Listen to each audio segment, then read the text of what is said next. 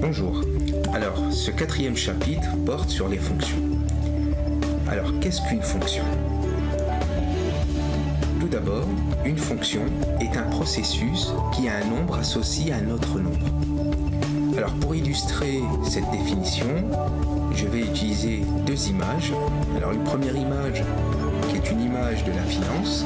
Alors, la bourse, on peut dire que c'est un phénomène qui est régi par des fonctions. On peut aussi illustrer le propos par les volcans. Alors, un volcan, si on veut le comprendre, bien souvent on utilise des fonctions.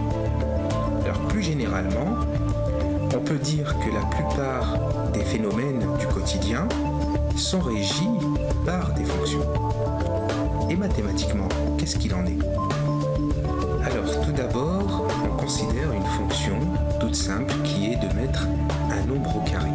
Exemple, je prends 2 et si je l'élève au carré, cela me fait 4. 2 fois 2, 4. Un autre exemple, alors moins 5. Alors si je prends moins 5 et que je l'élève au carré, donc moins 5 au carré, c'est-à-dire moins 5 fois moins 5, cela me donne 25. Alors plus généralement, je peux écrire une fonction de cette manière. F de point x flèche x carré.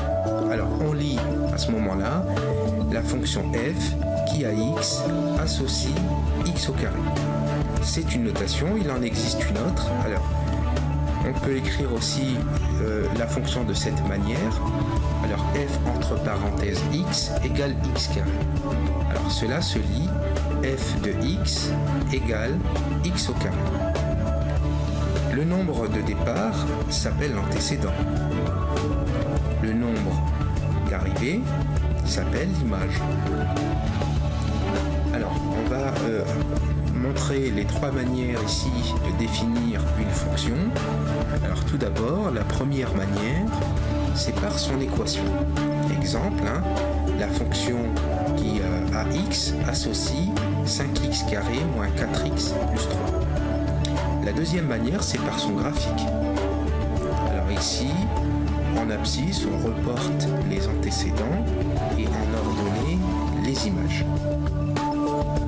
Et enfin, la troisième manière, c'est par son tableau de valeurs, où on peut lire dans la première ligne du tableau de valeurs les antécédents et dans la seconde ligne, les images. Alors, j'espère que cette vidéo a été assez claire. Alors, n'oubliez pas de remplir la fiche RNQ et de me la rendre absolument. Je vous remercie et à très bientôt.